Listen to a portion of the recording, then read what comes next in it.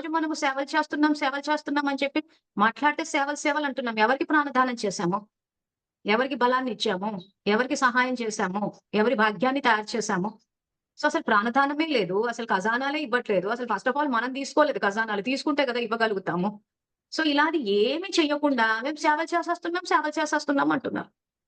So, మనకు నచ్చినట్టు అన్ని మనం చేసేసుకొని మనం సేవలు చేసేస్తామంటే అది అలా కాదు. బాబా చెప్పిన పద్ధతిలో చెయ్యాలి.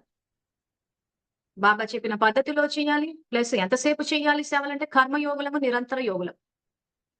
సో, ఈరోజు నేనేదైతే ఎగ్జాంపుల్ ఇచ్చానో, ఈరోజు మనకు సత్యమైన సేవా సంయోగులనుకుని సో, నిన్నటి ఎగ్జాంపుల్ మళ్ళీ రిపీట్ చేసి దిగే కలలకి ఎలా వస్తున్నామో చెప్తున్నాను.